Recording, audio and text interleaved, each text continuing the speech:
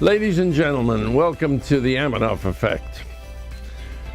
We have today Tom Del Beccaro, candidate for United States Senator in the state of California.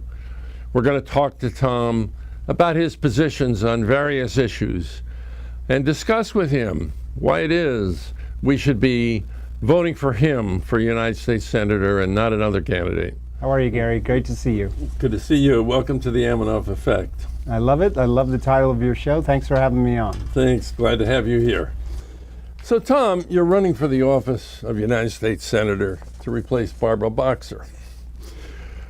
Why don't you take a minute and give the viewers a little background about you and your history?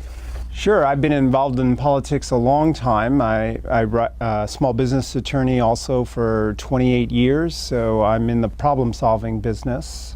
I also write for Forbes. I write history books. I wrote a book called The Divided Era, which explains how ever larger government is dividing us these days.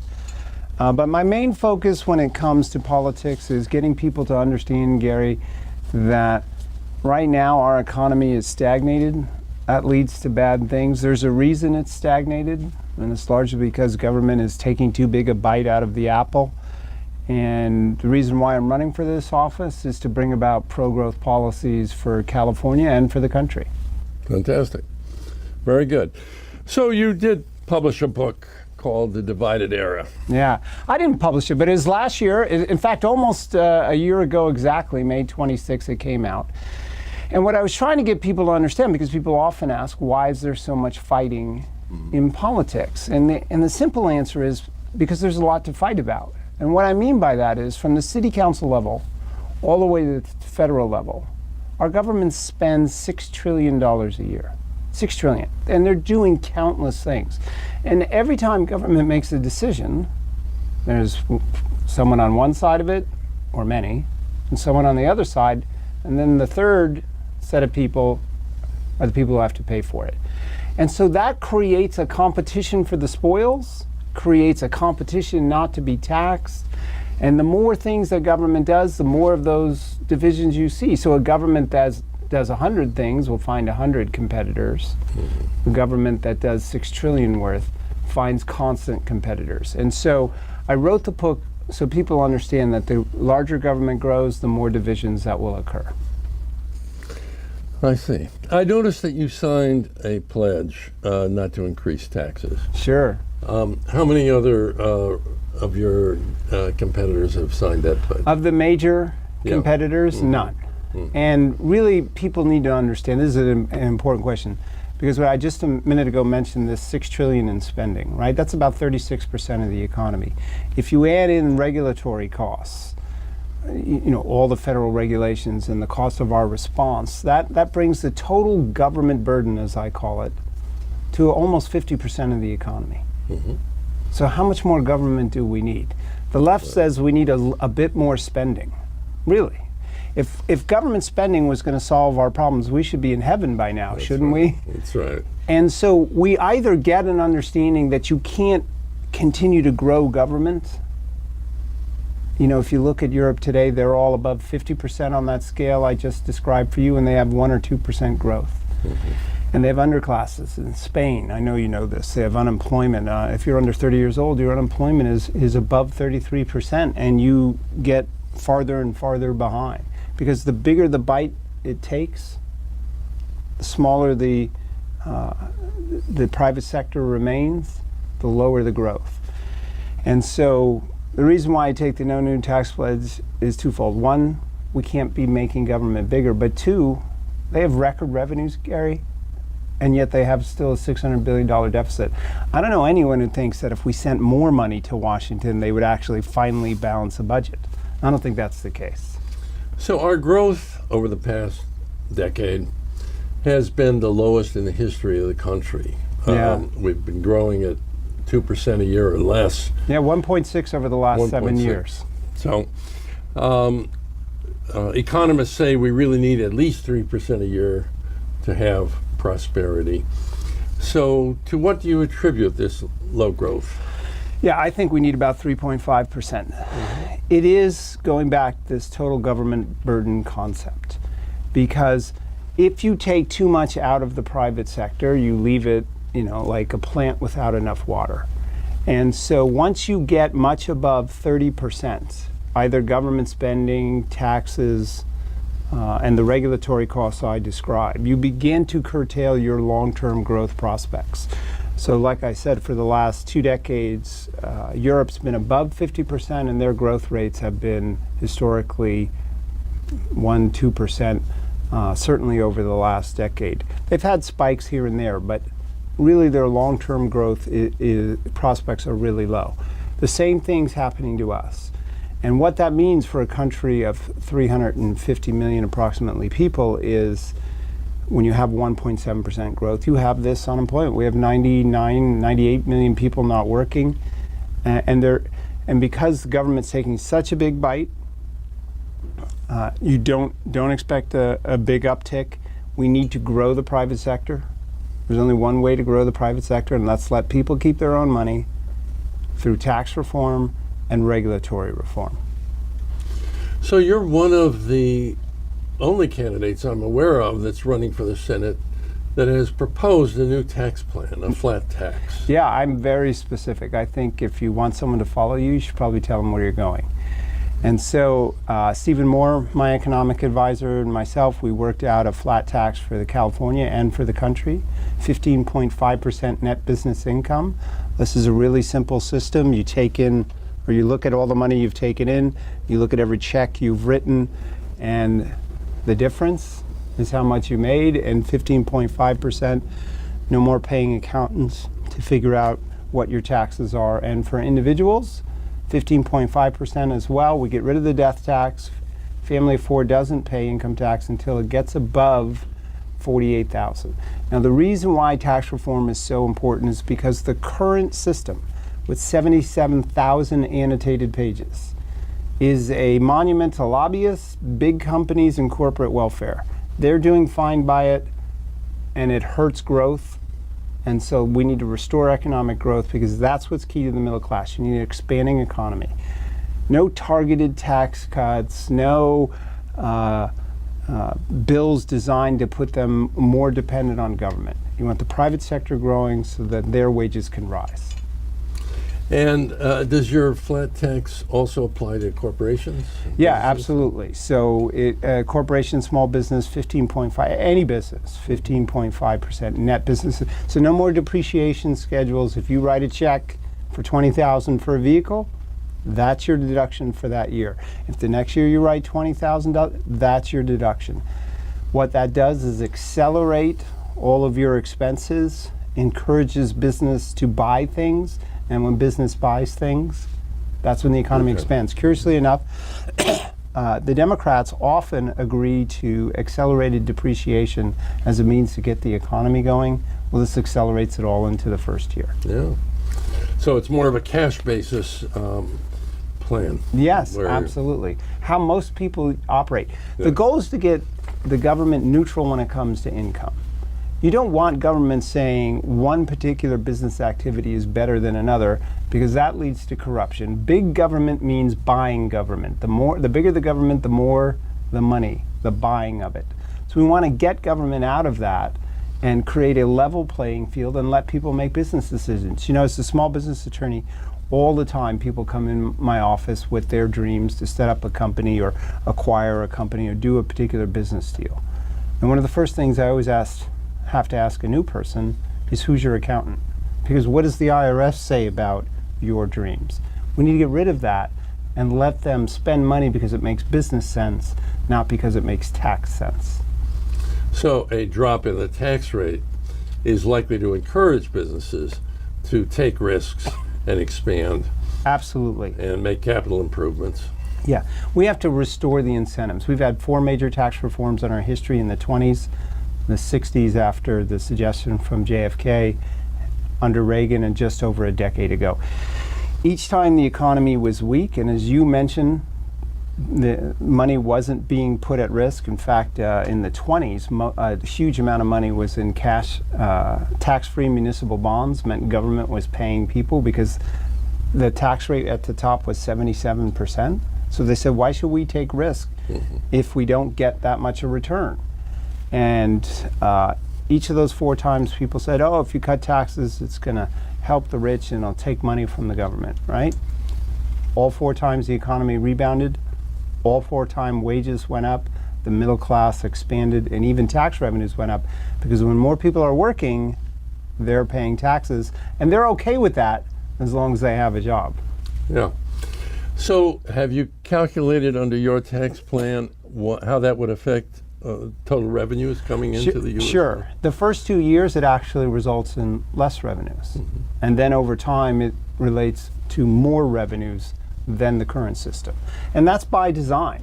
Because if you want the private sector to expand from its current position, then you have to leave more money there and encourage people to spend it. And then when people do that, and then they have a prospect of greater return in the years ahead, they'll go back into it. The analogy I use is if you were walking along the street and you found a $50 bill, you would probably spend that $50 bill thinking this is my lucky day. But you wouldn't think that you were going to find $50 every day and spend your other money in that regard. But when you do have a tax cut, that gives you that expectation. And people who think they're going to have money in the future spend more than people who think they will have less money in the future. Good point. Good point. So, flat tax plan has been, your flat tax plan has been endorsed by the titans of economics, or pro-growth economics, including Art Laffer, Steve Forbes, Larry Kudlow, and Stephen Moore. In fact, I'm the only U.S. Senate candidate, or actually any candidate in America, who's had their support like that. So a big problem we experience in California today is drought. Yeah. Which I call water management. Many say that the drought in California is not due to the lack of rain, but due to the way it's been managed. Yeah. Do you concur in that? Yeah, we have a man-made water crisis. And it goes kind of like this. You know, California generally has 1 good year of rain, 2 or 3 mediocre years, and a couple of bad years.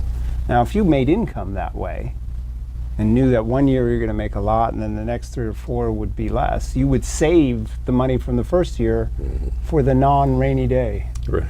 In this example. And so California actually has enough rainfall if it was properly managed, right? We actually don't have a lack of water. We have too many environmentalists. So here's what we would need to do. Unquestionably, the easy thing is to look and see, well, you should store more water, and certainly we should. Down the street at Carlsbad, we see a new desalination plant. Places like Israel, Australia, and Singapore, where I went to law school and first saw this in 1986, water crisis that is, they built these plants and have stabilized their economies. Because of it, we should do the same. But there's other things we should do as well. Most people don't know that 50% of the water in this state that we catch and control, we send directly out to the ocean. We don't even use it for human purposes or for manufacturing, farming, or otherwise. Why such a high number? Because the environmentalists literally don't want us to have the water, because they think if you do that, more people will move here. That's not their goal. It costs, on the other hand, tens of thousands of jobs and poverty in this state, and that's why I'm against that policy. So this is one of those things that can be fixed. Doesn't have to be an ideological battle. You know, here in Los Angeles, there's 1.3 billion, I think, is the number, in a backlog of fixing broken municipal pipes. That's a jobs program in and of itself. That leaks a tremendous amount of water. Some studies show that the amount of old pipes leak as much water as all the residential use combined, yet there's no plan to fix them. We shouldn't have high-speed rail. We should be putting people to work to fix those pipes and ending this water mismanagement crisis. So the water company complains that it's going to take billions of dollars to repair those pipes, and they don't have the funds to do it. So yes, in part that is true. So why are we spending money then on high-speed rail, something that would be a luxury at best and it's old technology, when we could be allocating it otherwise. Part of that is their own fault. I mean, they should have their own maintenance schedule, and we shouldn't let them off the hook for that. But we definitely need to identify the sources of the problem at the very least. Again, there is enough water that falls. There is enough water that comes within our control. It's the policy decision makers that are making the decision not to get it to where people and farming is. And you're saying it's possible to do Yeah, that? it's very possible. Just think of this. Healthy forest practices. And what that means is we have overgrown forests that present fire risks. And then they do have these massive fires, which takes a lot of water to put them out. But if we thin the forest, put people to work, help solve our job crisis, then those forests would have dramatically more runoff because they wouldn't have the same root structure that requires so much water. We have so much forest land in this state. You could talk to some who say it's enough to feed the Central Valley each year. So why don't we put people to work and increase runoff, kill two birds with one stone? Are you suggesting the government? Well, certainly the healthy forest practices is something that falls under the National Forest Service. And yes, they should hire people to make those forests safer, increase runoff, which will lead to more jobs and more tax revenue. Not that my goal is to get more tax revenue, but it is a secondary effect to managing water and our forests successfully. So we don't really need to be in this drought if the water were managed properly. We don't need to be in a water crisis, that's for sure. So people talk about an unemployment rate of 5%. Yeah, quite the most misleading number in economics today. So explain that. Well, what really matters is the percentage of your population that is working, and ultimately what matters is the percentage of your population that is reliant on government. So let's talk about the unemployment rate is been changed over the years to reflect those who are unemployed but are currently working for a job. And so someone who gives up and says I can't get a job and is stuck on welfare for an extended period of time suddenly becomes no longer unemployed. They're certainly not employed, right? So the true figure really is above 10%. By the way, here in California, because of the drought unemployment or water crisis unemployment, you have towns in the Central Valley with still unemployment above 33%. Overall, there's nearly 100 million Americans not working.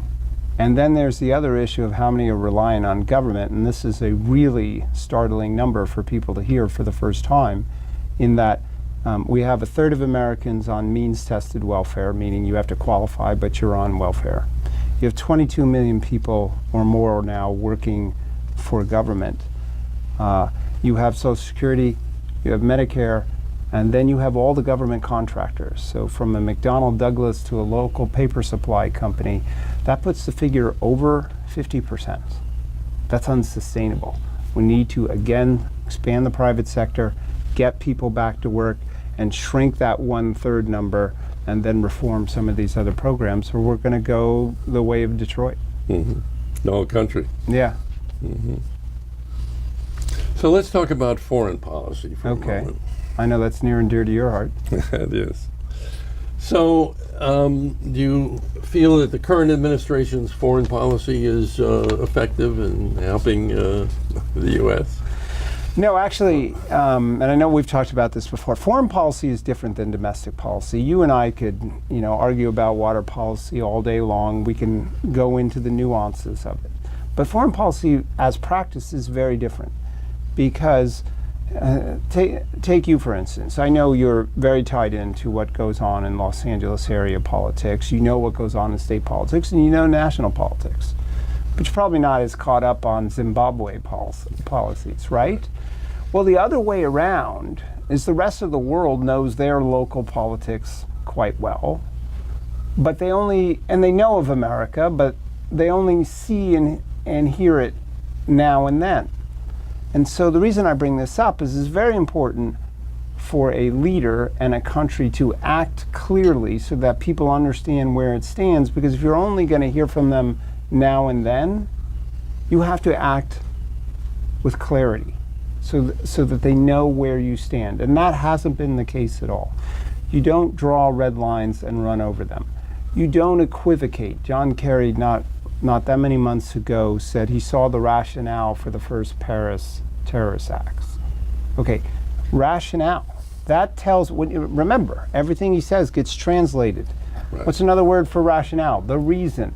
Right. And then you get a headline somewhere that says America sees reasons for terrorism. Right. As opposed to speaking with moral clarity like a Reagan did. So step one, we clearly need a new president, because this president isn't going to be good at this, and a reputation is easier maintained than recovered.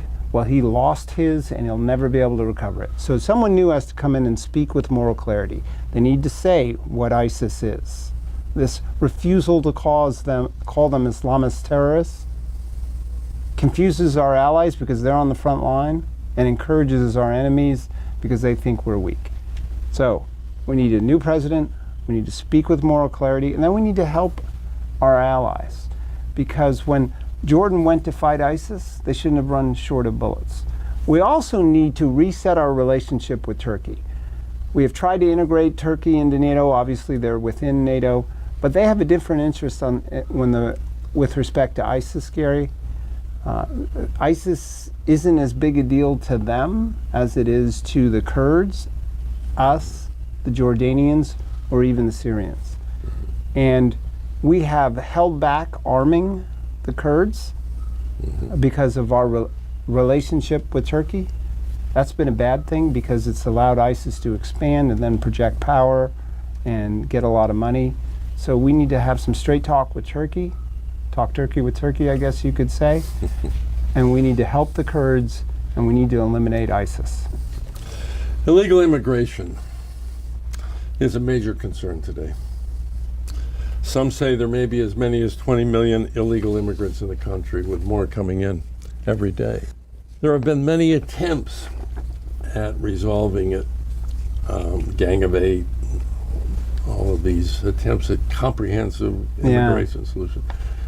What is your take on immigration and how? I'm talking about illegal immigration. Yeah, sure.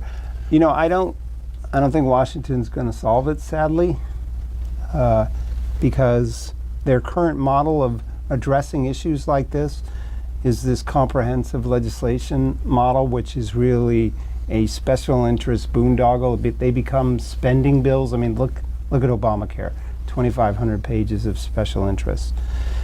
And I don't think we can wait any longer for something like that in any case, especially after San Bernardino. Indeed, I say that anything you thought about immigration before 9/11 and before San Bernardino, you need to rethink.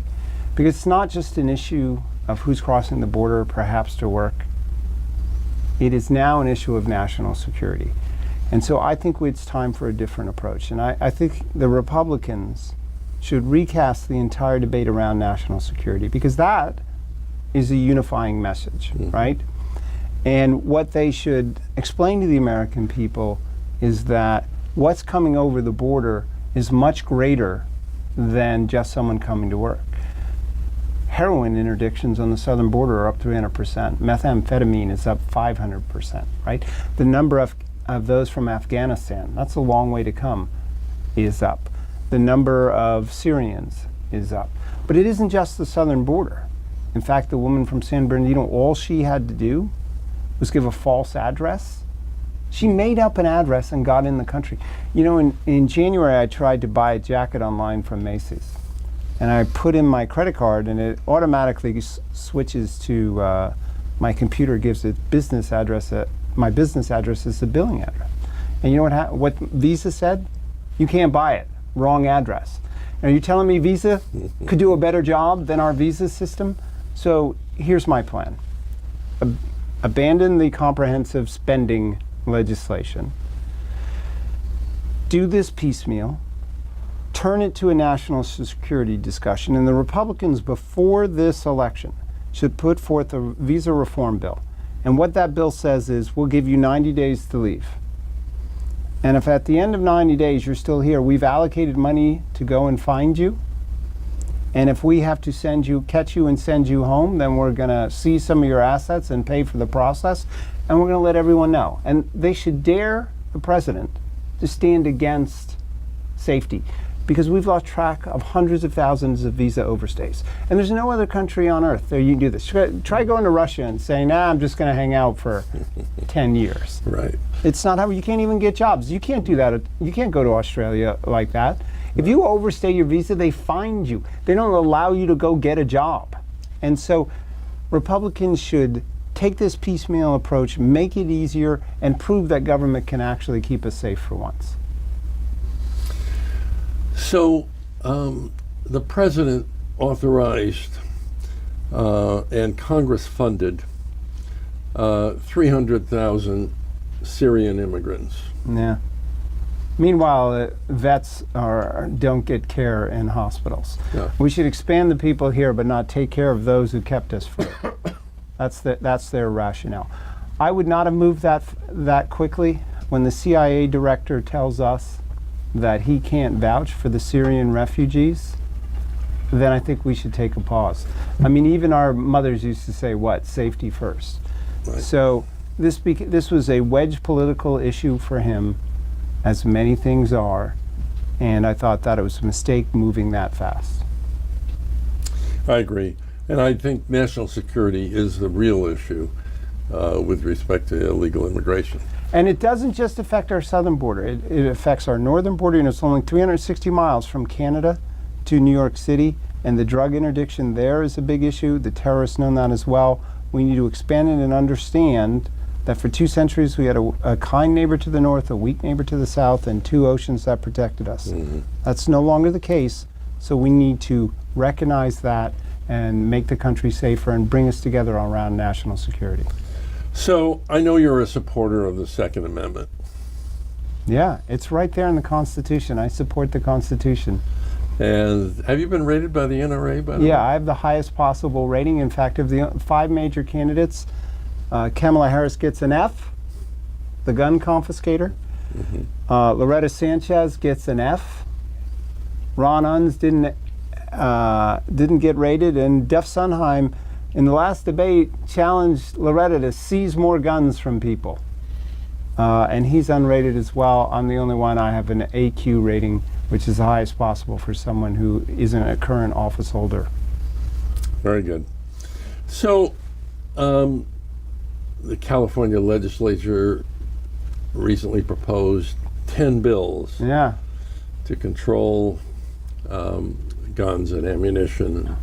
Yeah. You know, Gary, Milton Friedman a long time ago said you should judge something not by its intentions, but by its effect. So one of those bills says if you make a homemade gun, and what you can do is you can buy parts or 80% less than it and bring it home, and then you can assemble it. And their new bill wants them to, the people to do that, to go apply and get a serial number at that point.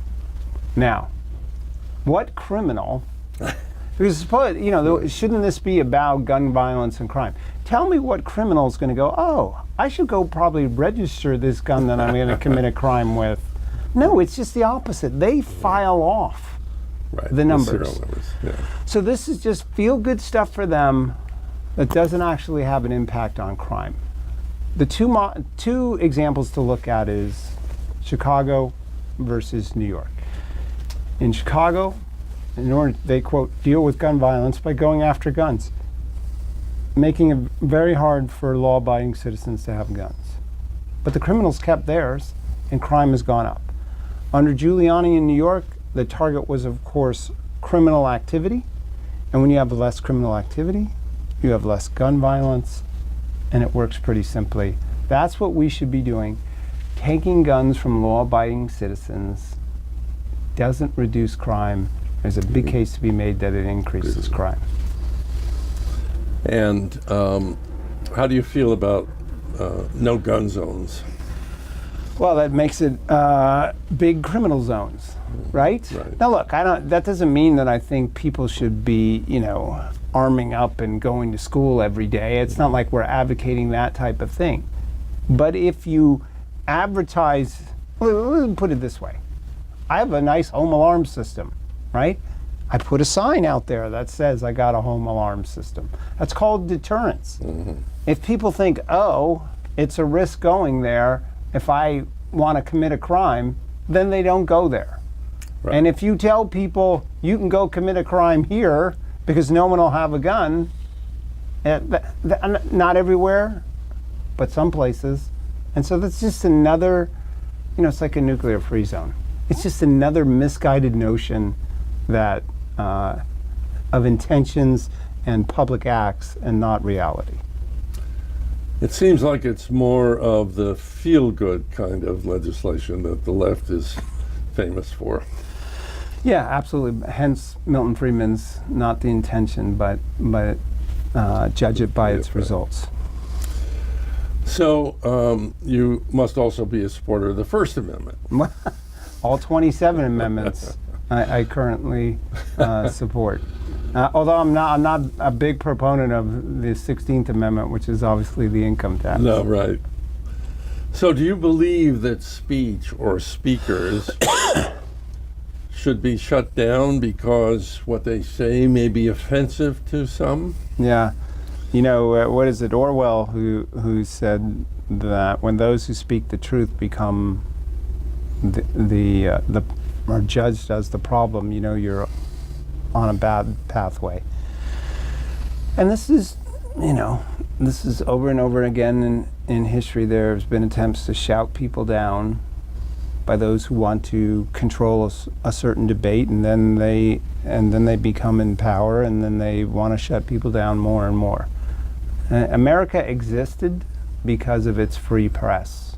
We literally went from a colony to a republic because of our ability to speak freely. So freedom was created by freedom of speech. Once you start curtailing that, you're either going towards freedom or away from it. And we're going away from it. How do you feel about a devout Christian who's a baker, who says, in my religion, I can't condone the marriage of same-sex people, and therefore, I don't feel like participating in the ceremony by baking a wedding cake? This problem manifests itself in more ways than we realize. So let's take something very related to that. The Apple case. The government wanted Apple to tell them how to break into an Apple phone. How is that at all related to a baker and a cake? Because it's when government requires private acts on behalf of what the government wants, you're in a dangerous area. That's what Cuba is. That's what Russia is. So Apple committed no crime, didn't do anything wrong in the making of the product. The government wanted to force Apple to do something. When the government starts telling people how to live their lives in private transactions, and we crossed that Rubicon long ago, it's a slippery slope. So what's next? Who else could you tell had to do? There used to be signs, we reserve the right to refuse service to anyone. Mm-hmm. And America was built on that. Right. And now we're going too far. I don't recommend that people discriminate, but remember that the assumption of power by government is always accompanied by a big request for the public good. And the casualty of freedom is ignored at that point. And so here and there you might get some good things, but then you'll wake up one day with much less freedom. That's right. So last Friday, there was a vote in the U.S. Senate, a body in which we hope you will be a party, in which the Senate passed a bill proposed by the Obama administration to put low-income government-subsidized housing in wealthy and affluent suburbs and exurbs. The intent was, or is, to bring Democrats into those areas because the suburban and exurban areas are primarily Republican. Democrats tend to congregate in the big cities, but Democrats don't have power out in the exurbs. So now the government has the right to put a government-subsidized low-income housing development in an affluent neighborhood, irrespective of the wishes of the residents in the area. Again, the government is telling us who our neighbors can be or should be. Do you have any comments on that? Yeah, no, our founders never would have agreed that government. Look, our founders, Madison, Jefferson, Monroe, wouldn't even agree to spend money on the building of public roads because they said it wasn't enumerated. The federal government should not be in the business of deciding where people live. That should be their free association right. And given what we started this conversation with, that government is now nearly half of the economy, in 10, 15 years, Gary, at this growth rate, we won't have money to pay for Social Security, Medicare, interest on the debt, and maybe some left over for defense. We don't have the money to be spending on things like this, and I certainly would have voted against it. I was surprised to see that 16 Republican senators voted for it. Yeah, well, look, in the last 5 years, the debt run-up has come out of a Republican House, a lot of those bills. Right. So, and we've gone too far. Yeah. So, some people say that two of the Democratic candidates running for the office of U.S. Senate are experienced in public service. Loretta Sanchez has been in government service for decades. She points out 20 years. Sanchez does. Kamala Harris, Attorney General of the state of California. Yes, I think you should believe in their experience. It's proof that they want bigger government. It's proof that they want to confiscate your Second Amendment. It's proof that they don't get that we've gone too far. They want even more government. So we should recognize the meaning of their service and know that they're going to make things worse. And we should pick someone whose experience has been in solving problems as a small business attorney, but also we should pick someone who's made a career out of talking about why corporate welfare is so dangerous, why we need to grow the economy, at least someone who recognizes how important this issue is. And that's why I'm the only person to take the No New Tax Pledge, because of the people running. I'm the only one who said, hey, do you realize we're taking on water here and we can't keep doing that? Tom Del Beccaro, you've explained why people should vote for you for senator, and I appreciate your coming here and talking to us. Thanks so much. Please go to tomdel.com, TOMDEL.com, and help me out. And Gary, always a pleasure to be with you. Thank you, Tom.